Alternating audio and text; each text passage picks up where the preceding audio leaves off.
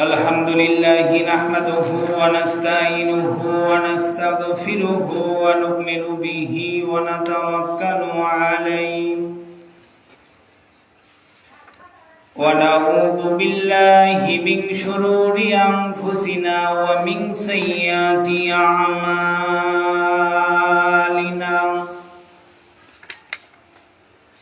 من يهده الله فلا مضل له ومن يضلله فلا هادي له ونشهد أن لا إله إلا الله وحده لا شريك له ونشهد أن سيدنا وحبيبنا ومولانا محمدا عبده ورسوله الذي أرسله بالحق بشيرا ونذيرا وداعيا إلى الله بإذنه وسراجا وقمرا منيرا أما بعد فأعوذ بالله من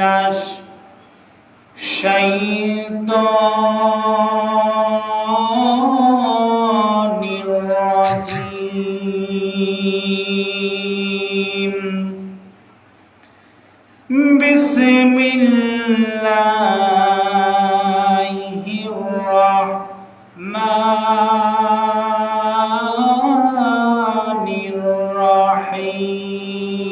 الرحيم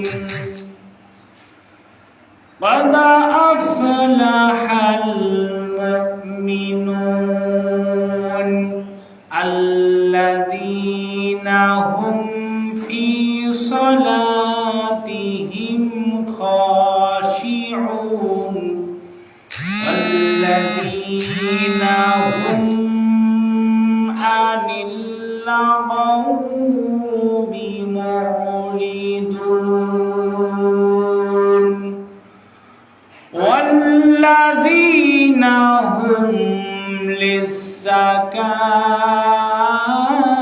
للزكاة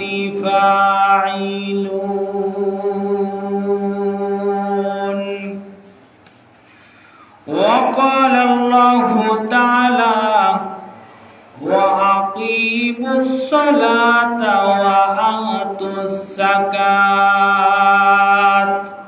واركعوا مع الراكعين وقال رسول الله صلى الله عليه وسلم بني الإسلام على 5 شهادة أن لا إله إلا الله وأن محمدا عبده ورسوله وإقام الصلاة وإيتاء الزكاة والحج وصوم رمضان آمنت بالله صدق الله المولانا العظيم وصدق رسوله النبي الكريم ونحن على ذلك من والشاهدين والشاكرين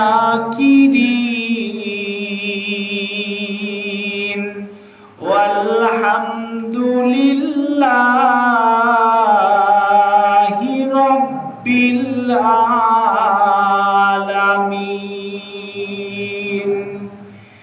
إن الله وملائكته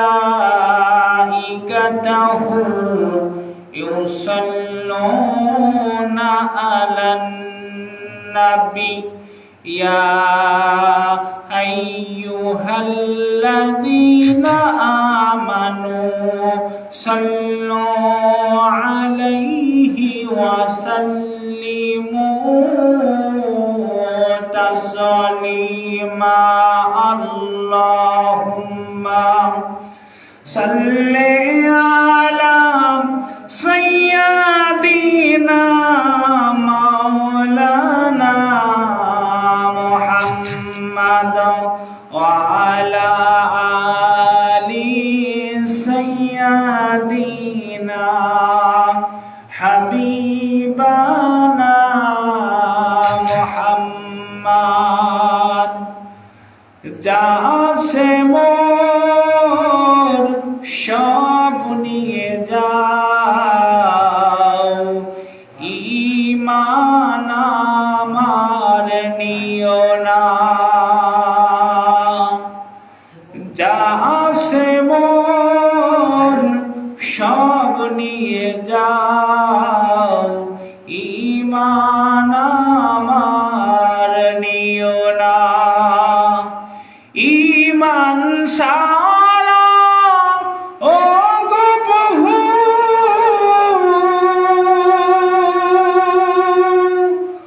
মরণ আমায় দিও না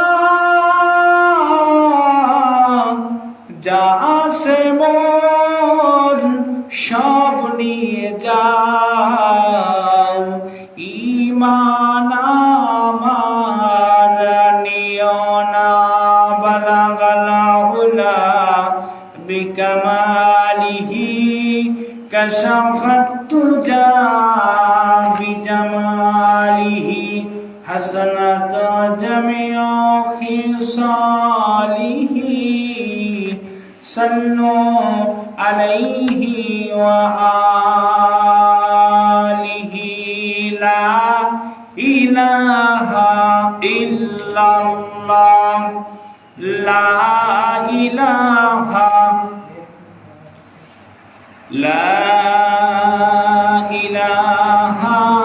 ইল্লাল্লাহ মুহাম্মাদুর রাসূলুল্লাহ সাল্লাল্লাহু আলাইহি ওয়াসাল্লাম। সম্মানিত মুআজ্জাজ মুসল্লি ইকরাম, বাড়িতে বসে থাকা সম্মানিত মা এবং বোনেরা, মহান আল্লাহ পাকের দরবারে লাখো কোটি শুকরিয়া, যে মহান মালিক আপনাকে আমাকে ভালোবেসে দয়া করে পবিত্র জুমার দিনে আল্লাহর ঘর মসজিদে আগে আগে আসবার, বসবার, কিছু কথা বলবার, শোনার তৌফিক দান করলেন।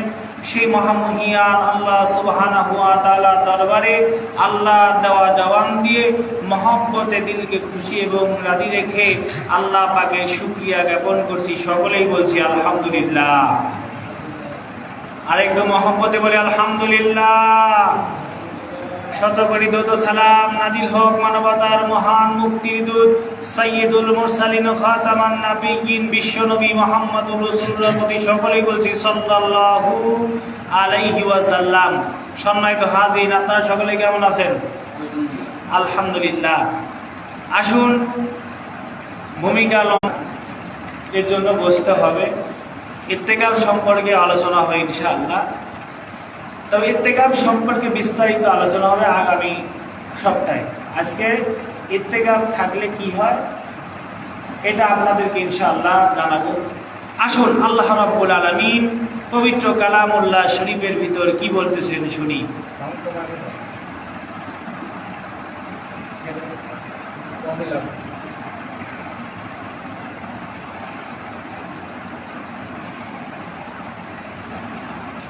আল্লাহ রাব্বুল আলামিন পবিত্র কালামুল্লাহ শরীফের ভিতরে কি বলছে শুনি। বিসমিল্লাহির রহমানির রহিম। قد أفلح المؤمنون الذين هم في صلاتهم خاشعون والذين هم عن اللغو معرضون والذين هم للزكاة فاعلون قد أفلح المؤمنون অবশ্যই সফল কাম হয়েছে মুমিনরা। আওয়াজ দিয়ে বলি সুবহানাল্লাহ। সফল কাম হয়েছে মুমিনরা। আল্লাহ পাক বলছেন যারা নিজেদের নামাজকে বিনম্র, নামাজের প্রতি বিনম্র হয়েছে।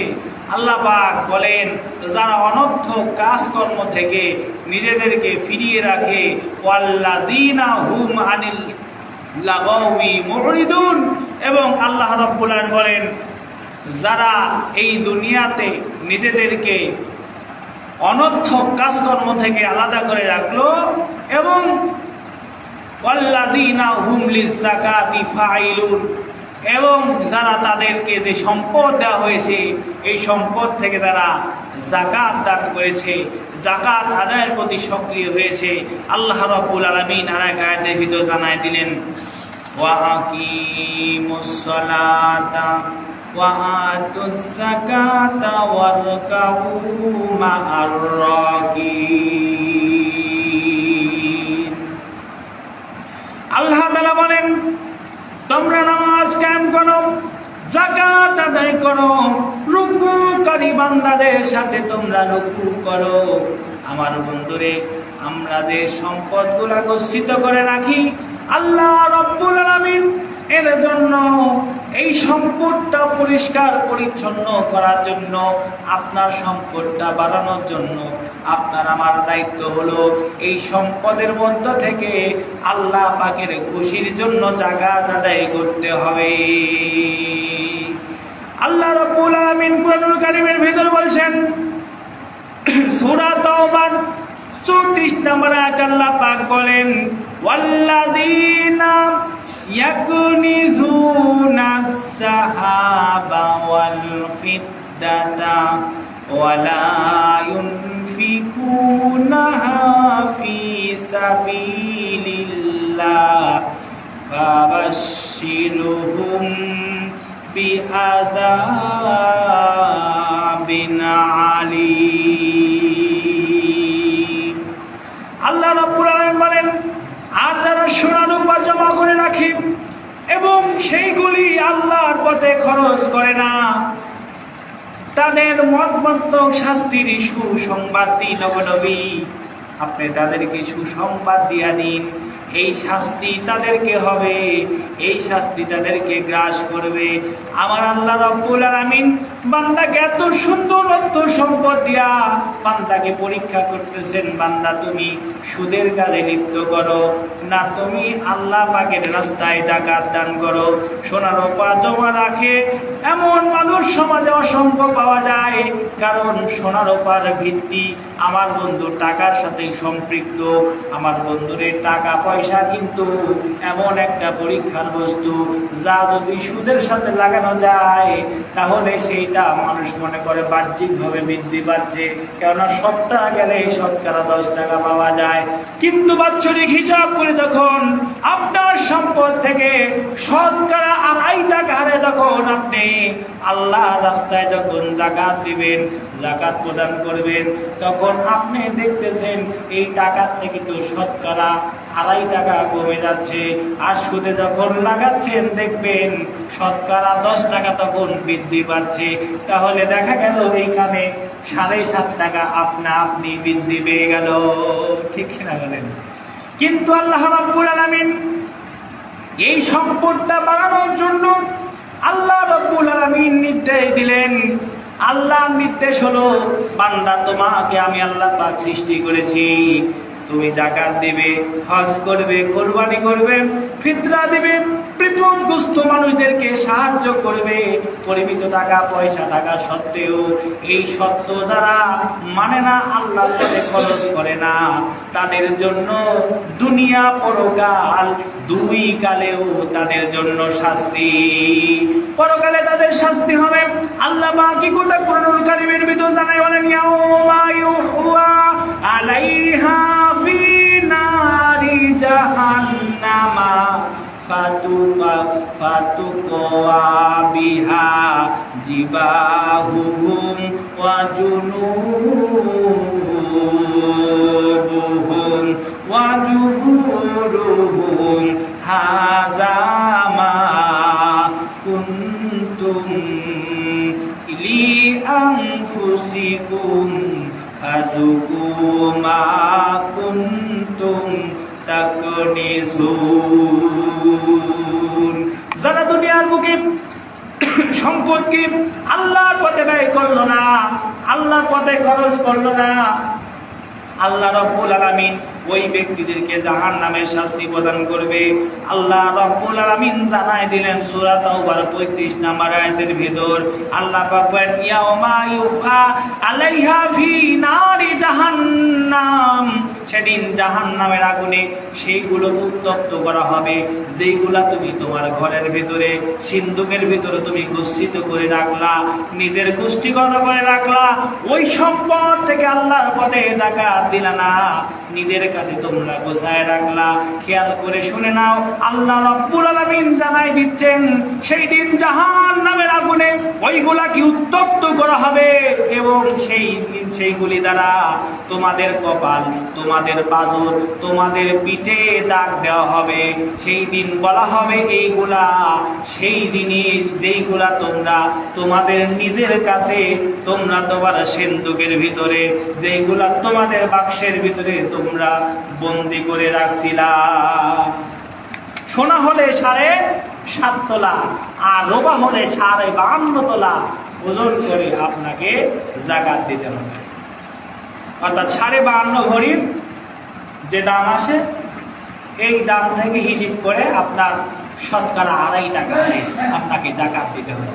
যদি না দেন, পরকালে আপনাকে এইভাবেই শাস্তি দেওয়া হবে, আপনি অস্বীকৃতি জ্ঞাপন করার সুযোগ থাকবে না।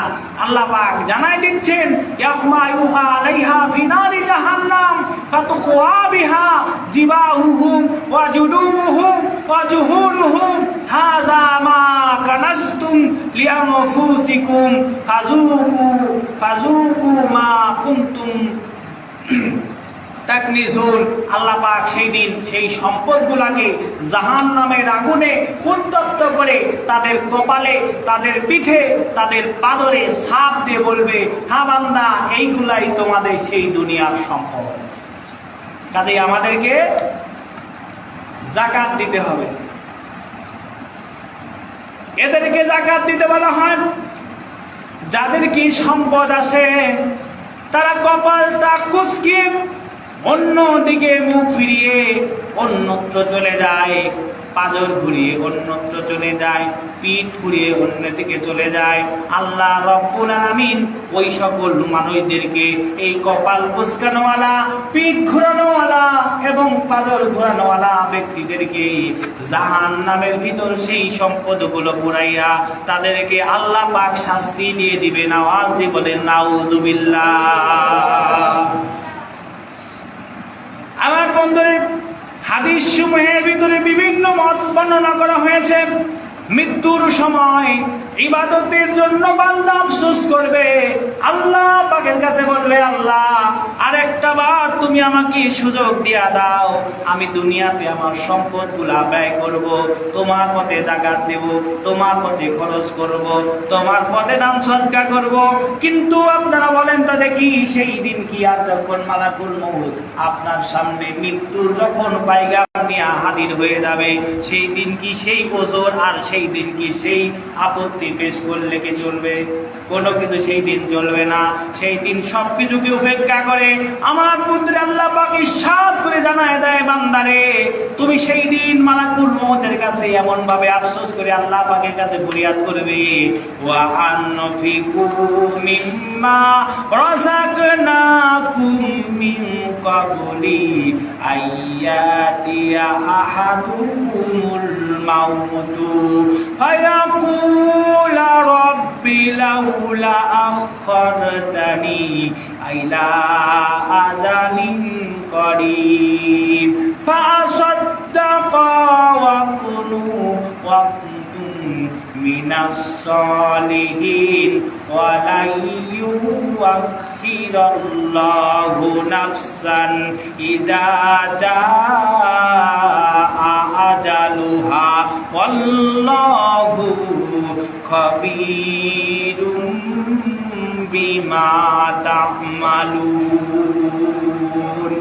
বান্দা সেদিন আফসোস করে, ওয়ানফিকু মিম্মা রাযাকনাকুম মিন ক্বাবলি আইয়াতিয়া আহাদুকুমুল মাউত। আমি তোমাদেরকে আল্লাহ পাক বলতেছেন যা রিজিক দিয়েছি বান্দারে, মৃত্যু আসার আগে তোমরা তার থেকে আমার রাস্তায় তোমরা ব্যয় করো, আমার রাস্তায় তোমরা খরচ করো, আমার রাস্তায় তোমরা ব্যয় করতে থাকো। অন্যথায় মৃত্যু আসলে সে বলবে, হে আমার মালিক, আমার রব, আমার আল্লাহ, আমাকে আর কিছু সময় দাও গো, আমাকে আর কিছুকাল অবকাশ দাও গো, আমি সদকা করব, দান করব, আমি তোমার পথে খরচ করে আসব। কিন্তু সেই দিন আর কোনো সময় তাকে দেওয়া হবে না। সেই দিন বন্ধুরে সব কিছু চূর্ণ বিচূর্ণ করা হবে। ওয়ালা ইউআখিরাল্লাহু নাফসান ইযা জাআ আজালুহা ওয়াল্লাহু খাবীরুম বিমা তা'মালুন। কিন্তু যখন কারো নির্ধারিত সময় উপস্থিত হয়ে যাবে, সেই দিন আল্লাহ কিছুতেই তাকে সেই দিন অবকাশ দেবে না। সেই দিন তার সেইখানেই সমাপ্ত হয়ে যাবে। তোমরা যা করছো সে সম্পর্কে বান্দা আমি আল্লাহ তোমাদের সম্পর্কে অবহিত আছি। তোমাদের সময় থাকতে তোমরা আল্লাহর পথে, আল্লাহর রাস্তায় নিজেদের সম্পদগুলো ব্যয় করো। আল্লাহ রাব্বুল আলামিন এই সম্পদ ব্যয় করার জন্য বান্দাকে বলতেছে, বান্দা যারা আল্লাহর পথে যাকাত দেয় না, সম্পদের সঠিক হিসাব করে না, আল্লাহ রাব্বুল আলামিন তাদেরকে কোন জাহান্নামের ভিতর নিক্ষেপ করবে। আল্লাহ রাব্বুল আলামিন ডাক দিয়ে বলেন সূরা হুমাযার ভিতরে, কাল্লা লা ইউমবাযান্না ফিল হুতামাতি ওয়া মা আদরাকা মাল হুতামা নারুল্লাহিল মুফাদাতুল্লাতী তাত্তালিউ আলাল আফঈদা ইন্নাহা আলাইহিম মুসাদা ফি আমাদিন মুমাদ্দাদা। আল্লাহ পাক বলেন সাবধান, সে অবশ্যই নিক্ষিপ্ত হবে। হুতামায় যে ব্যক্তি আমার বন্ধুরে যাকাত দিল না, আল্লাহ নবীকে আল্লাহ পাক বলছেন, ওমা আদরাকা মাল হুতামা, ও নবী আপনি কি জানেন হুতামাটা কি? সেটা হলো জাহান্নামের প্রজ্বলিত আগুন, যা মানুষের হৃদয় পর্যন্ত গ্রাস করে ফেলবে। শুধু শরীর নয়, তার ভিতরে অন্তর রয়েছে, অন্তর পর্যন্ত এই হুতামা নামক আগুন তাকে প্রজ্বলিত করে ফেলবে। নিশ্চয়ই সেই আগুন তাকে ঘিরে রাখবে সুদীর্ঘ স্তম্ভ সমূহের মধ্যে। আমার বন্ধু টাকা গণনা করে করে রেখে দেয়, অথচ যাকাত দেয় না। আমার বন্ধুদের তাদের স্থান হবে হুতামা, হুতামা নামক স্থানের ভিতরে। আমারও তারা মনে করে টাকা তাদেরকে অনন্তকাল বাঁচিয়ে রাখবে। আপনারা বলেন তো দেখি, টাকা কি মানুষকে চিরজীবন বাঁচায় রাখে? আওয়াজ দিয়ে বলেন, রাখতে পারবে? কোটি কোটি টাকার মালিক, অর্থ সম্পদ আপনার বেশি, যদি আপনি মনে করেন যে আমি লক্ষ কোটি কোটি টাকা প্রত্যেকটা সেকেন্ডের বিনিময়ে দেব, তারপরেও আমি আর 10টা বছর বেঁচে থাকতে চাই, কিন্তু আল্লাহ রাব্বুল আলামিন যখন আপনার দুনিয়ার বুকে আয়ু একেবারে সম্পূর্ণ শেষ হয়ে যাবে, সেই দিন আপনাকে আর মৃত্যু থেকে কেউ সেই দিন আর রক্ষা করতে পারবে না। যারা টাকা গুনে গুনে অর্থ সম্পদ গুলো রেখে দেয়, আল্লাহ এ ব্যাপারে তাদের সম্বন্ধে পবিত্র কোরআনের ভিতরে সূরা হুমাযার মধ্যে বলেন, ওয়াইলুল লিকুল্লি হুমাযাতিল লুমাযাতিনিল্লাযী জামাআ মালান ওয়া আদ্দাদা ইয়াহসাবু আন্না মালাহু আখলাদা। দুর্ভোগ প্রত্যেককে ওই সকল মানুষের জন্য যারা পশ্চাৎ এবং মানুষের অন্তরায় মানুষের জন্য নিন্দা করে, মানুষের সাথে গীবত করে, টাকা জমায় রাখে এবং তা বারবার বারবার গণনা করে, আর সেইগুলাকে গুনে গুনে বাক্সের ভিতর রেখে দেয়, ব্যাগের ভিতর রেখে দেয়, আমার বন্ধুরে সিন্ধুকের ভিতর রেখে দেয়, পকেটের ভিতর রেখে দেয়। আমার বন্ধুরে তারা মনে করে এই টাকা আমাকে অনন্তকাল বাঁচিয়ে রাখবে, কিন্তু না। ওয়াইলুল লিকুল্লি হুমাযাতিল লুমাযা আল্লাযী জামাআ মালান ওয়া আদ্দাদা ইয়াহসাবু আন্না মালাহু আখলাদা। তারা মনে করে এই সম্পদ আমি বারবার গণনা করে রাখতেছি, এই সম্পদই আমাকে কিয়ামত পর্যন্ত বাঁচায় রাখবে। আমার বন্ধুরে, আমার বন্ধু যাকাত দিলে ইহুদিরা পর্যন্ত লাভবান হয়। একটা ভারতের বোম্বাই শহরে একজন জাহাজের ব্যবসায়ী ছিল, বিশাল বিশাল জাহাজ, বড় বড় গুদুম যা তার সম্পদ থেকে থাকে, অঢেল সম্পদের মালিক। আমার বন্ধু মুসলমানদের এই যাকাত দেওয়ার ফজিলতের কথা শুনে ওই মানহানি ব্যবসায়ী, বাজার ব্যবসায়ী, আমার বন্ধু জাহাজের ব্যবসায়ী, তিনি ভাবলেন আমি আমার সম্পদ থেকে শতকরা 2.5 টাকা হারে প্রত্যেক বছর আমি যাকাত দান করব। যাকাত দেওয়া শুরু করলো। ওই থেকে ওই ব্যক্তির আর কোনোদিন জাহাজ ডুবে যায় নাই, কোনো গুদামে আগুন লেগে যায় নাই।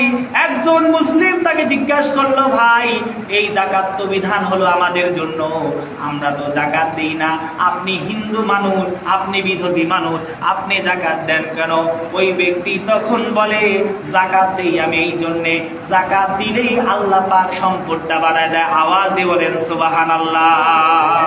যাকাতের কারণে সম্পদ বৃদ্ধি পায়, এই জন্য আমি যাকাত দেই, আর সেই দিন থেকে আমার সম্পদ ঠিক রয়েছে, আমার সম্পদ বেড়ে যায়।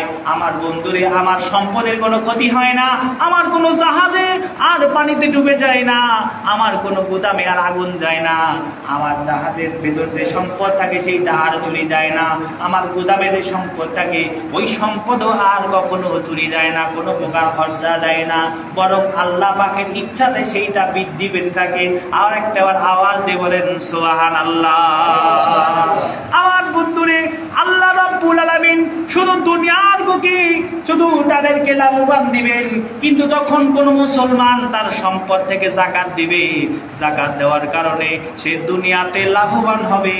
শুধু তাই নয়, পরকালেও আল্লাহ তাকে লাভবান বানাবে। আওয়াজ দিয়ে বলেন সুবহানাল্লাহ।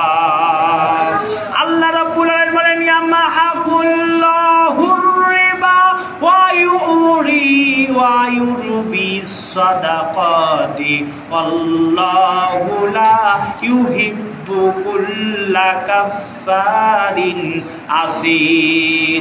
আমাদের ধ্যান আর খেয়াল হলো, আমাদের জল্পনার কল্পনা হলো, আমরা সুদী কাজে আমাদের অর্থ সম্পদ লাগাবো, সেইখানে আমার সম্পদটা বৃদ্ধি পাবে। আর আমরা যখন যাকাত দেব, আমাদের সম্পদটা বছর গেলে সেইখানে কমে যাবে। আল্লাহ পাক সূরা বাকারা 276 নম্বর আয়াতে বলেন, ইয়ামহাকুল্লাহুর রিবা ওয়া ইউরবিস সাদাকাত আল্লাহু লা ইউহিব্বু কুল্লা কাফফারিন আসির। আল্লাহ সুদকে দুনিয়ার বুকে নিশ্চিহ্ন করেছেন, ধ্বংস করেছেন এবং দানকে বর্ধিত করেছেন। আল্লাহ তাআলা কাফেরদের, পাপীদেরকে কখনো ভালোবাসে না। আমার বন্ধুরে, এই দুনিয়ার বুকে আমরা তাদেরকে যাকাত দেব। যাকাত ফরজ হওয়ার জন্য শর্ত হলো 5টি। যাদের প্রতি যাকাত ফরজ হয়েছে, আমার বন্ধুদের যাকাত ফরজ হওয়ার জন্য মুসলমান হতে হবে। যাকাত ফরজ হওয়ার জন্য স্বাধীন হওয়া লাগবে। যাকাত ফরজ হওয়ার জন্য নিসাব পরিমাণ সম্পদের মালিক হওয়া লাগবে। আমার বন্ধুরে, চতুর্থ নাম্বার, সম্পদের প্রয়োজনের অতিরিক্ত সম্পদ হওয়া লাগবে। তাহলে যাকাত জাকাত দেওয়া ফরজ শর্ত হয়ে যাবে। এবং চন্দ্র মাস অনুযায়ী প্রত্যেকটা বছরের নির্দিষ্ট সময় একটা হিসাব রাখতে হবে। আমার বন্ধু, যেই সময় আপনি জাকাত দিলেন সেই সময় থেকে হিসাব করে সামনের বছর এই সময় পর্যন্ত আপনার 1 বছর ফিরাপ হয়ে গেল, তাহলে আপনার যাকাত ফরজ হয়ে যাবে। আল্লাহ রাব্বুল আলামিন কোরআনুল কারীমের ভিতর জানাচ্ছেন, সূরা তাওবার 7 নম্বর আয়াতে বললেন কোন 8টি খাতে আপনি যাকাত প্রদান করবেন। আল্লাহ পাক বলেন, ইন্নামাস সাদাকাতু লিল ফুকারাই ওয়াল মাসাকিনি ওয়াল আমিলিনা আলাইহা ওয়াল মুআল্লাফাতিল কুলুবুহুম ওয়া ফির রিকাবি ওয়াল গারিমিনা ওয়া ফি সাবিলিল্লাহ ওয়া ইবনিস সাবিলি ফারিদাতাম মিনাল্লাহি ওয়াল্লাহু আলিমুন হাকীম। আল্লাহ পাক সূরা তাওবার 7 নম্বর আয়াতে এই যাকাতের 8টি খাত বর্ণনা করেন। আপনি যাকাত কাদেরকে দিবেন? যাকাত তার জন্য প্রথম ব্যক্তি হলো যারা হলো ফকির, যাদের সম্পদ একেবারে নিঃস্ব, যারা মিসকিন, যাদের কোনো কিছুই নাই। 3 নাম্বার হলো যারা যাকাত আদায় করবে। 4র্থ নাম্বার হলো যারা নব মুসলমান। 5ম নাম্বার হলো দাস মুক্তি, এইটার বর্তমানে নাই। 6ষ্ঠ নাম্বার হলো ঋণগ্রস্ত ব্যক্তি। 7ম নাম্বার হলো আল্লাহর পথে যে ব্যক্তি জিহাদ করে। 8ম নাম্বার হলো মুসাফির ব্যক্তি। এই 8টি খাতে আপনি যাকাত দিবেন। আমার বন্ধুরে, হযরতে আবু বকর সিদ্দিকের আমলে রাসূল সাল্লাল্লাহু আলাইহি সাল্লাম যখন মারা গেলেন, রাসূল সাল্লাল্লাহু আলাইহি সাল্লামের মৃত্যুবরণের পর কুরাইশরা যাকাত না আদায় করার জন্য আন্দোলন শুরু করে দিল। তারা বলল, আমরা যাকাত দেব না, আমরা যাকাত দিতে পারবো না, বিশ্বনবী মারা গেছে, আবার যাকাত কিসের? কুরাইশদের ভিতরে আন্দোলন শুরু হয়ে গেল। রাসূল সাল্লাল্লাহু আলাইহি সাল্লামের খলিফা হযরত আবু বকর সিদ্দিক রাদিয়াল্লাহু তাআলা তখন আরবের লোকদেরকে যখন এই কথা বললেন তোমরা যাকাত দাও, তারা তার সামনে অস্বীকৃতি জ্ঞাপন করলো। অস্বীকৃতি জ্ঞাপন করার কারণে হযরত আবু বকর সিদ্দিক রাদিয়াল্লাহু তাআলা আনহু আমার বন্ধুরে তাদের সম্বন্ধে বললেন, তোমাদের সাথে আমি আবু বকরের যুদ্ধ ঘোষণা করলাম। চিৎকার দিবেন আল্লাহু আকবার। হযরত আবু বকর যুদ্ধ ঘোষণা করলেন। হযরত ওমর বললেন, আপনি কিভাবে লোকদের উপর যুদ্ধ ঘোষণা করেন? কারণ রাসূল সাল্লাল্লাহু আলাইহি সাল্লাম বলেছেন, আমাকে লোকদের সাথে যুদ্ধ করার নির্দেশ দেওয়া হয়েছে যতক্ষণ না তারা লা ইলাহা ইল্লাল্লাহকে অস্বীকৃতি জ্ঞাপন করে। আমার বন্ধুরে, আজ সে ব্যক্তি তা অস্বীকার করবে, তার সম্পদ, তার প্রাণ আমার হাত থেকে রক্ষা পাবে না। আমার বন্ধুরে, তখন ইসলামের অধিক ব্যক্তিত্ব আর অন্যত্ব সব কিছুর হিসাবে আল্লাহর কাছে রয়েছে। অতএব হযরত আবু বকর সিদ্দিক রাদিয়াল্লাহু তাআলা তখন বললেন, যে ব্যক্তি সালাত এবং যাকাতের মধ্যে পার্থক্য করে ওই ব্যক্তির সাথে যুদ্ধ লিপ্ত হওয়া যায়। কারণ যাকাত হচ্ছে আল্লাহ পাকের সম্পদের হক। আর আল্লাহ শপথ করে বলেন, যে ব্যক্তি উটের গলা পর্যন্ত রশি দিতে অস্বীকৃতি জ্ঞাপন জানায়, এমন ব্যক্তির সাথে আমি যুদ্ধ ঘোষণা করলাম, এমন ব্যক্তির সাথে আমি যুদ্ধ ঘোষণা করলাম। ওই ব্যক্তির সাথে হযরত আবু বকর যুদ্ধ ঘোষণা করেছেন যেই ব্যক্তি যাকাত দিতে অস্বীকৃতি জ্ঞাপন করে। আমার বন্ধুরে, যাকাত দিলে কি হয়? যাকাত দিলে আল্লাহ পাক সম্পদ বৃদ্ধি করে দেন। যাকাত দিলে আপনার মান সম্মান আল্লাহ পাক সম্পদের সাথে বাড়ায় দিবে। আপনি কাকে কাকে যাকাত দিতে পারবেন না? এবার শুনুন, একজন গরিবকে একত্রে সব টাকা আপনি দিতে পারবেন না, তবে হ্যাঁ, আপনার নিজের সন্তানকে আপনি যাকাতের টাকা দিতে পারবেন না। আপনার পিতামাতাকে জাকাতের টাকা দিতে পারবেন না, আপনার নিজের স্বামী স্ত্রীকে জাকাতের টাকা দিতে পারবেন না, আপন দাদা দাদি, আপন নানা নানি, আপন নাতি নাতনিকে আপনি জাকাতের টাকা দিতে পারবেন না। তবে কাকে আপনি জাকাতের টাকাগুলো দিতে পারবেন? এইখানে বলা হয়েছে এর বাহিরের সমস্ত মুসলমানদেরকে আপনি জাকাতের টাকা দিতে পারবেন। আত্মীয় স্বজনদের মধ্যে আপনার ভাই, আপনার বোন, আপনার ভাতিজি, আপনার চাচা, আপনার চাচি, আপনার ফুপু, আপনার ফুপি, আপনার খালা, আপনার মামা, আপনার মামি, আপনার ভাগ্নি, আপনার শালিকা, ভগ্নিপতি, শ্বশুর শ্বশুরি, শালা শালক এবং শোতালো মা, শোতালো বাপ, শোতালো সন্তান, এই সকল আত্মীয় স্বজনদেরকে আপনি জাকাতের অর্থ দিতে পারবেন, যাদেরকে দিলে আল্লাহ পাক অধিক খুশি হয়। নিকটস্থ ব্যক্তিদেরকে দান সদকা করলে আল্লাহ পাক তার বিনিময়ে বেশি বেশি পরিমাণ সওয়াব দান করবেন। আওয়াজ দিয়ে বলেন সুবহানাল্লাহ। তার মানে হলো আমাদেরকে জাকাত দিতে হবে। যার ঘরে 7.5 তোলা স্বর্ণ অর্থাৎ 7.5 ভরি সোনা এবং যার ঘরে 52 ভরি রূপা কিংবা সেই সমপরিমাণ টাকা আছে, সেই টাকা পরিমাণ হিসাব করে শতকরা 2.5 টাকা হারে অর্থাৎ সারা বছর খাওয়ার পর মনে করেন এই 52 ভরি রূপার দাম মনে করেন 80,000 টাকা। এই 80,000 টাকার সারা বছর খাওয়ার পর যদি আপনার এক্সেস বা অতিরিক্ত থাকে, এই টাকাতে শতকরা 2.5 টাকা হারে আপনাকে জাকাত দিতে হবে। সারা বছর খাওয়ার পর যদি এই 52 তোলা রূপার দামের সমপরিমাণ অর্থ কিংবা আসবাবপত্র যদি আপনার ঘরে থাকে, সেইটার দাম হিসাব করে আপনাকে জাকাত বন্টন করতে হবে। এখন আপনার বাড়িতে মনে করেন ফ্রিজ একটা লাগবে, আপনি করছেন 2টা, আপনি গরিব হলে আলাদা কথা, কিন্তু বিষয়টা কি জানেন, সারা বছর খাওয়ার পর এই সমপরিমাণ অর্থ আপনার, এই সমপরিমাণ অর্থ যদি আপনার থাকে, তাহলে আপনি কি করবেন, সেইটা শতকরা 2.5 টাকা হারে জাকাত দিবেন। এইটা হলো ইসলামী বিধান। আর যদি না থাকে আপনার জন্য জাকাত নেই।